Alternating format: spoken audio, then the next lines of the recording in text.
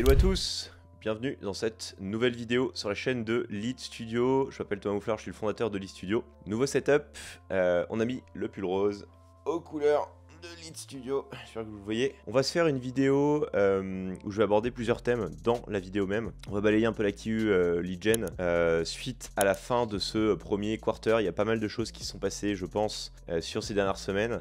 J'aimerais revenir notamment sur les deux salons qu'on a fait avec mes équipes, le SMX Paris 2024 et le salon All for Customers. Pour lesquels on a pu échanger avec beaucoup de nos partenaires, beaucoup de nos clients et également avec des entreprises du secteur. Il y a des tendances qui se dégagent en ce début d'année, donc l'idée ça va être de faire le point sur ces tendances-là et ensuite évidemment on va faire le point je pense sur la lead gen en 2024, les réussites qu'on a eues jusqu'à présent, les marchés en vogue, les marchés sur lesquels c'est plus difficile, ma vision de la lead gen pour le prochain quarter et évidemment cette année 2024 et puis on parlera évidemment un petit peu du DMA, de mes observations. On va parler aussi de Google Ads, de ce que je vois en tout cas sur nos campagnes, comment réussir à sortir de la Google Dependency. Bref, il y a pas mal de choses, enfin en tout cas deux sujets que j'aimerais partager dans cette vidéo. Donc on va changer un petit peu de concept. Là on va pas faire un thème précis, je vais plus vous donner ma vision sur tous ces thèmes-là en tant que fondateur de Lead Studio, de manière à ce que vous aussi, si vous êtes dans la lead gen, que vous êtes fondateur d'agence ou que vous êtes traffic manager dans les thématiques qu'on maîtrise, vous ayez de nouvelles billes pour être meilleur au quotidien et surtout savoir ce qui vous attend.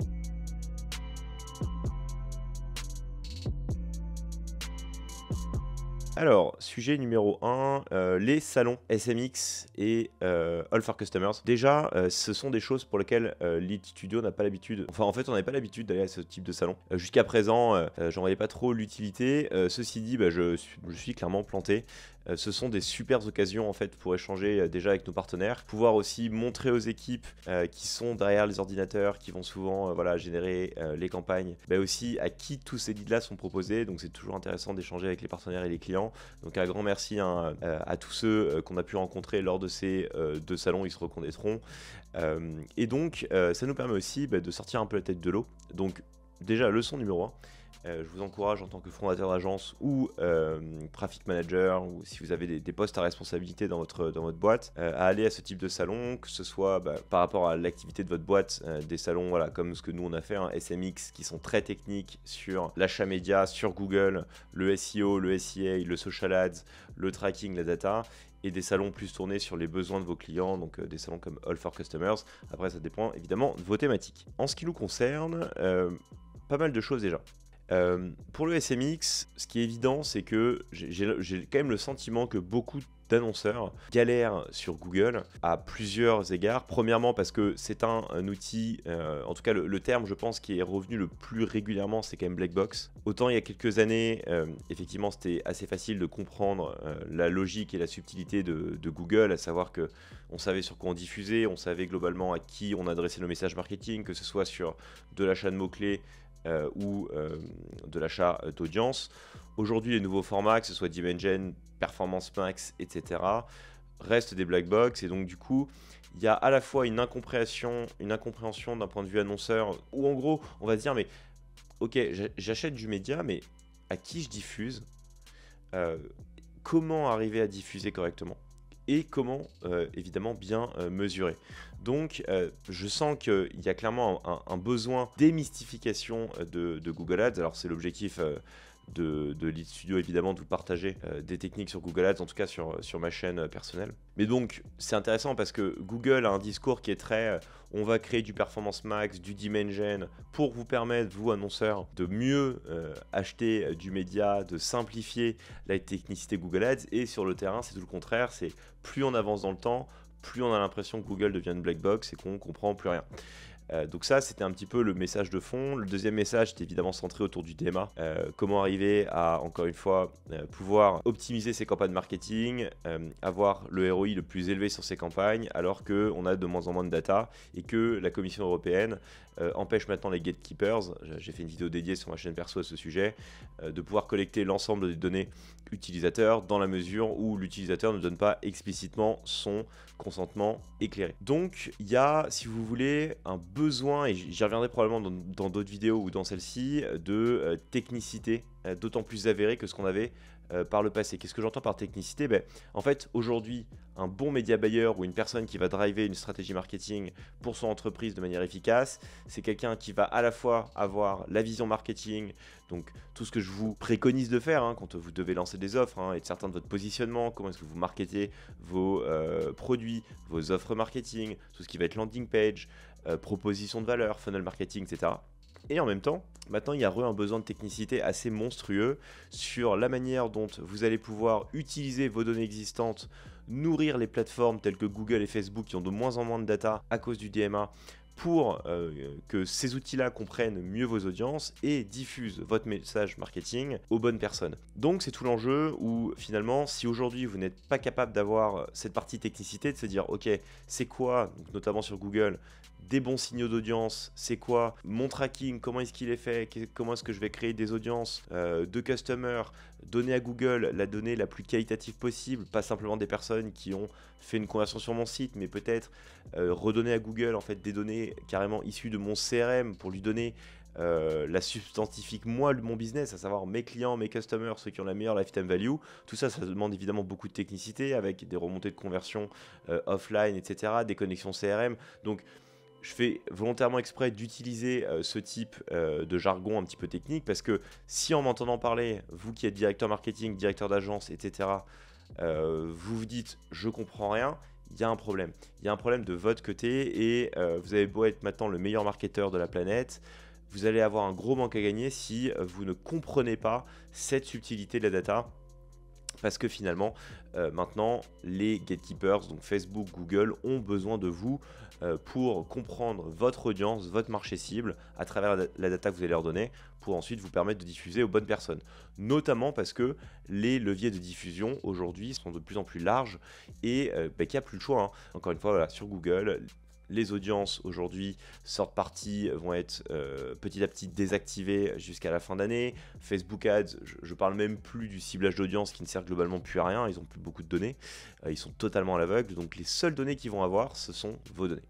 Donc c'est un peu la leçon du SMX, à savoir le retour en pompe de la technicité, l'incompréhension de beaucoup d'annonceurs sur comment manier ces bêtes noires que sont Google et Facebook, et comment passer le DMA et jouer avec nos propres données pour nourrir les algos de ces gatekeepers. Gatekeepers, je n'ai pas donné la définition, ce sont les fournisseurs globalement d'accès Internet, donc ça va être évidemment les Google, les Microsoft, Facebook Ads, Instagram, etc. Donc ça c'est sur la partie plus technique dans les grandes lignes, en tout cas c'est ce que je retiens. Pour le salon All for Customers, donc là on a parlé avec beaucoup de clients, on a parlé avec beaucoup de partenaires, de concurrents également, et puis d'acteurs sur évidemment tout ce qui est service de remarketing, e-marketing, data marketing, tout ce qui est CRM, customer relationship, fidélisation, etc. Sur ce salon, plus j'ai échangé avec, encore une fois, des acteurs, plus la tendance, en tout cas 2024 est une année très particulière, j'ai le sentiment, déjà d'un point de vue économique. Je pense que, entre guillemets, la fête au budget marketing est clairement terminée. Il y a quelques années, même quelques mois de cela, en tout cas en ce qui nous concerne sur la lead gen, mais je pense que c'est clairement représentatif du reste du marché, c'est qu'on avait quand même beaucoup d'acteurs qui étaient dans une phase de croissance volontaire, donc vraiment de vouloir pousser la partie acquisition, ce qui donnait lieu à des budgets médias colossaux. Donc évidemment, nous, d'un point de vue génération de prospects, des commandes extrêmement élevées avec si vous voulez, une volumétrie en termes de croissance à partir du moment où les prospects étaient considérés comme qualifiés, extrêmement importante. 2024, je pense que c'est le retour en pompe du quality first. Plus j'échange avec les acteurs comme nous, donc qui sont déjà des agences de génération de prospects, et les clients finaux, plus la logique maintenant est à la rationalisation des budgets et surtout à la sélection des meilleurs partenaires et des meilleurs fournisseurs de prospects à tous les étages. Donc déjà, la première leçon qu'on tire de ce salon, en tout cas avec mes équipes, c'est que il ne sert à rien de faire de l'acquisition de leads pour la génération de leads de base. La priorité doit être donnée à la qualité. Et ce qu'attendent aujourd'hui nos clients, c'est avant tout des prospects qualifiés. Ils sont beaucoup moins dans une logique de croissance en termes de volumétrie de leads et beaucoup plus centrés sur de la qualité. Les plus gros clients soient-ils, ils vont préférer aujourd'hui acheter 500 leads de qualité avec un ROI de 3 versus 3000 leads avec un ROI de 2. Je pense que c'est assez logique dans le contexte économique actuel, avec évidemment tout ce qui est macroéconomie, la forte hausse des taux d'intérêt, ce qui fait que toutes les boîtes qui pouvaient être en hyper-croissance avec de l'injection de cash, aujourd'hui, globalement, n'ont plus ce levier de croissance. L'argent n'est plus gratuit, donc évidemment, quand avant on pouvait investir 1 euro globalement à perte, parce qu'on savait que derrière, de toute façon, tout ce qui allait être fonds d'investissement allait remettre de l'argent sur la table pour nous permettre de croître le plus vite possible. Aujourd'hui, c'est terminé. L'argent, globalement, vaut ce qu'il vaut, et donc on ne peut plus dépenser dans tous les sens. Il y a une vraie rationalisation au niveau des gros acteurs, et donc ça joue à tous les niveaux pour ce qui est génération de prospects sur le web, en tout cas ce qui nous concerne.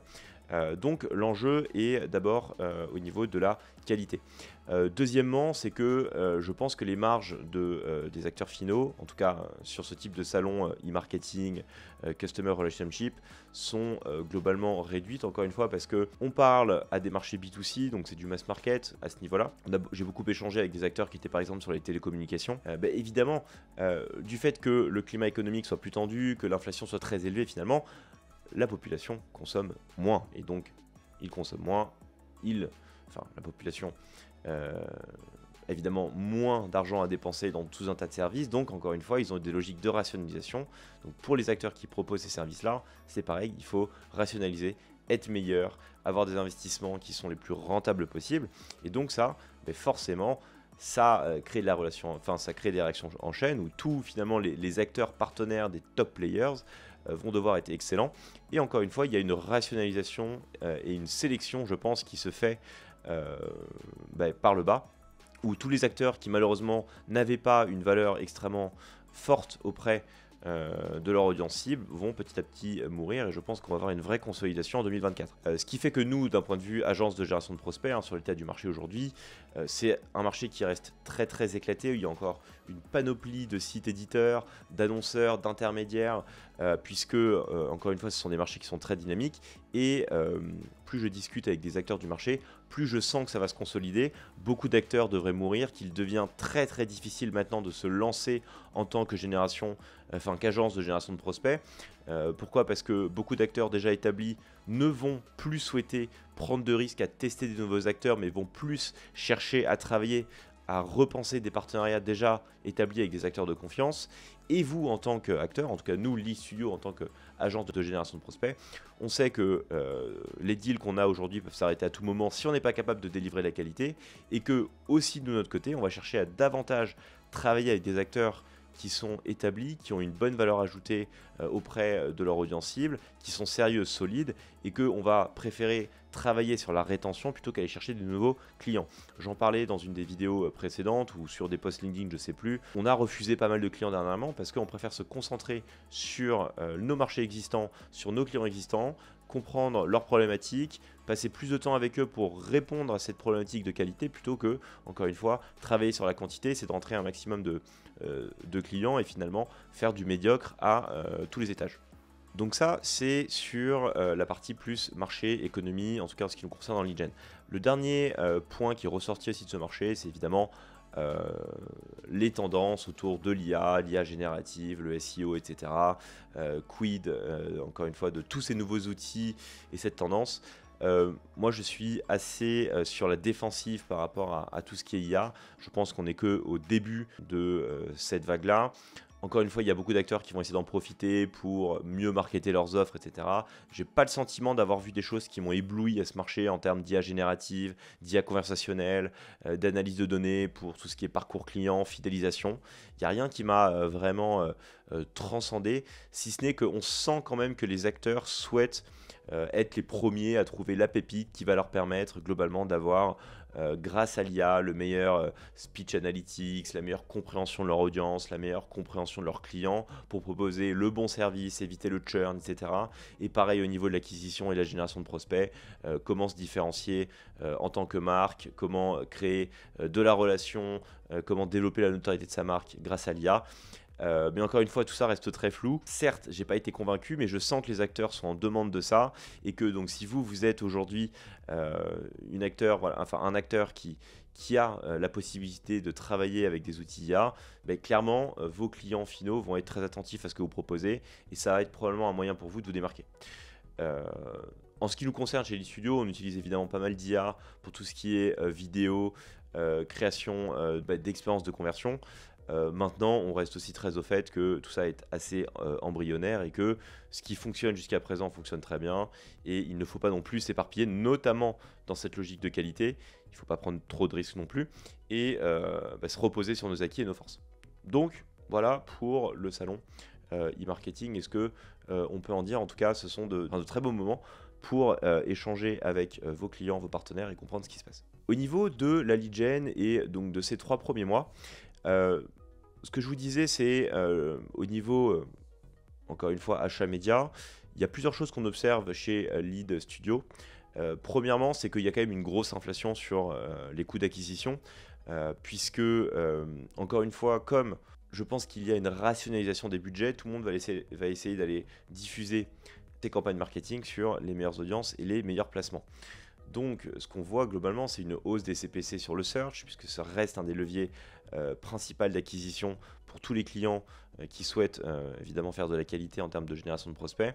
On a une inflation sur les canaux Google de type Dimension, puisque je pense que c'était un levier qui était peu utilisé jusqu'à encore quelques mois, mais que justement avec l'arrivée des IA génératives, avec l'importance de sortir de la Google Dependency au niveau du search, beaucoup d'acteurs ont lancé, à mon avis, du Discovery Ads, du Dimension, du YouTube, évidemment du Performance Max, ce qui fait que autant ces leviers-là pouvaient être entre guillemets océan bleu il y a quelques mois, aujourd'hui on voit que ces leviers sont aussi arrivés à maturité sur Google Ads, en tout cas sur nos marchés. Et donc, finalement, le marché de la lead gen devient de plus en plus concurrentiel, sans parler encore une fois de tous les nouveaux acteurs qui souhaitent se lancer sur ce marché-là.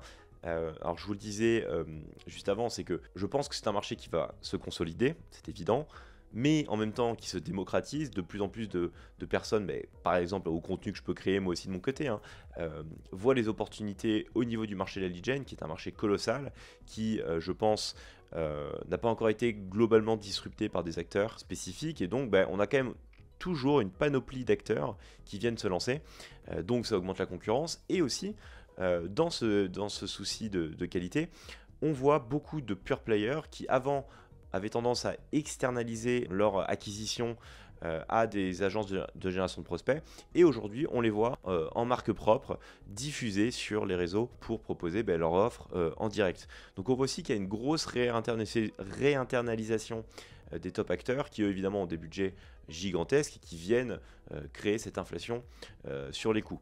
Ce qui, nous en tant qu'agence de génération de prospects, nous demande encore plus d'efficacité, de subtilité dans la création de nos funnel marketing pour arriver à maintenir nos marges et proposer des prospects de qualité à nos clients. Donc globalement, je pense que la lead gen devient de plus en plus difficile, en tout cas sur des canaux premium comme Google, Facebook, etc.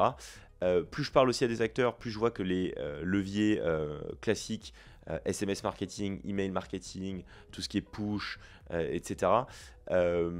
Pareil, j'ai le sentiment que c'est en perte de vitesse. Il y a les acteurs qui arrivent à en faire, évidemment, qui arrivent à maintenir une qualité constante sur ce type de réseau de diffusion.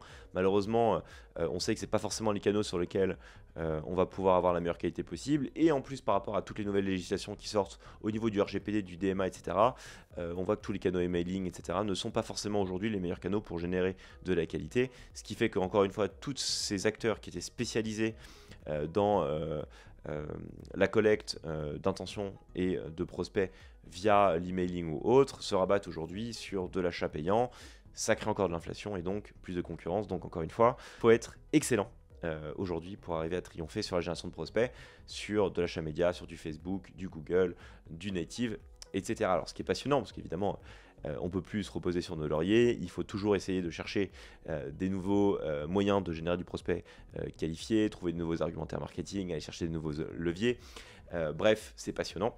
Donc 2024, ce début d'année est très exigeant, mais en même temps nous rechallenge sur des acquis et nous permet de, voilà, encore une fois, de repenser la lead gen chaque mois pour délivrer à nos clients les meilleurs prospects du marché. Ce qui est bien aussi, c'est qu'à partir du moment où vous arrivez, en tout cas on l'observe chez Lead Studio, c'est que quand on arrive à garder, encore une fois, de la volumétrie et de la qualité, on va clairement se retrouver dans les petits papiers de nos meilleurs clients et on va pouvoir croître sereinement avec eux sur les mois et les années à venir. Pour le reste de l'année, encore une fois, je pense que c'est un marché qui va se structurer. Je pense que 2024 sera une année, encore une fois, pour les gens qui va être très compliquée. Beaucoup d'acteurs qui ont réussi à se démarquer jusqu'à présent vont continuer à le faire. Et encore une fois, je pense qu'il va y avoir des morts. J'espère que Lead Studio n'en fera pas partie. En tout cas, on fera tout au quotidien pour que ce ne soit pas le cas. Et qu'on continue à proposer le meilleur le meilleur de la lead gen sur le web. Et aussi qu'on continue à proposer à nos clients les meilleurs prospects du web, tout simplement. Voilà pour les observations en termes de lead gen. Un autre problème qui est beaucoup revenu aussi, c'est ces histoires de Google Dependency. La Google Dependency est extrêmement problématique, je pense, à tous les niveaux, notamment parce qu'encore une fois, je le disais en introduction, avec ces histoires de black box, DMA, Performance Max, on a moins de contrôle, en même temps, on doit continuer à diffuser, à faire de l'acquisition, mais en même temps, les budgets sont plus restreints, on a moins d'argent, donc on doit aller là où on est le plus profitable. Mais comment savoir où on est le plus profitable quand Google, globalement, nous masque de plus en plus de données? J'ai pas encore la solution sur cette histoire de Google Dependency. Évidemment, nous, chez Lead Studio, Google reste un des leviers majeurs en termes d'acquisition de prospects, soit sur le Search, Dimension, Performance Max, etc.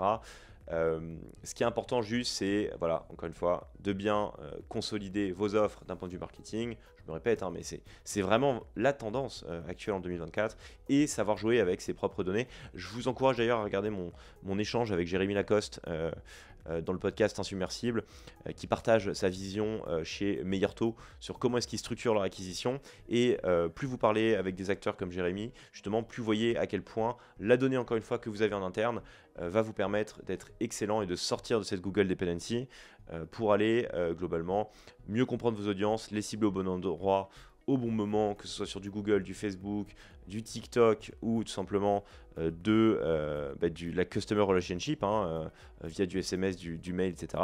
Et également, du coup, dans cette logique-là, tous les acteurs qui vont être excellents sur tout ce qui est, voilà, encore une fois, CRM Management, Customer Relationship, travailler avec les top players sur comment penser leur parcours de fidélisation, développer leur notoriété de marque, etc. pour sortir de la Google Dependency et vraiment être propriétaire de leur canal d'acquisition via de la newsletter, encore une fois, du SMS marketing, créer de la relation avec leur audience. Tous ces acteurs-là vont être, pareil, des partenaires de poids pour les top players du marché. Voilà, donc il y a des belles choses, comme toujours, et je le répète sur cette chaîne, la lead gen est un marché qui évolue tout le temps. Si vous aimez avoir des certitudes, vous n'êtes pas au bon endroit, parce que globalement j'ai l'impression que chaque quarter, chaque mois qui passe, tout ce qu'on peut avoir en termes de certitudes sont constamment remises en question. C'est ce qui est fantastique aussi sur notre marché, mais ce qui est aussi très difficile. Et donc il faut faire preuve, encore une fois, de résilience, d'intensité dans les tests, l'exécution, toujours se renouveler, et essayer d'être à la pointe. Ce sont parmi les top valeurs de Lead Studio, donc encore une fois, on sait ce qui nous attend et on est prêt à relever le défi avec nos clients, nos futurs clients et également en interne avec toutes les équipes de Lead Studio. Encore une fois, un grand merci à tous ceux qui ont pu échanger avec nous lors de ces salons. Merci à vous d'ailleurs qui me suivez sur Lead Studio et ma chaîne personnelle. Toujours un plaisir d'échanger avec vous, d'avoir vos feedbacks, de voir que le contenu vous plaît. Donc j'espère que ce format vous plaira. N'oubliez pas de vous abonner également à la chaîne de Lead Studio pour être tenu au courant des nouveautés de la chaîne et pouvoir grandir avec nous sur la lead gen en général. Dites-moi aussi ce que vous pensez en commentaire de ce type de format, un petit peu plus décousu, mais qui permet un peu de faire le point sur l'actu de la lead gen en 2024. Et si ça vous plaît, je continuerai à faire ce nouveau format en plus de tout ce qu'on propose déjà sur la chaîne. C'était Thomas pour Lead Studio. Très bonne optimisation de vos campagnes de génération de prospects et je vous dis à très vite pour une nouvelle vidéo. Ciao!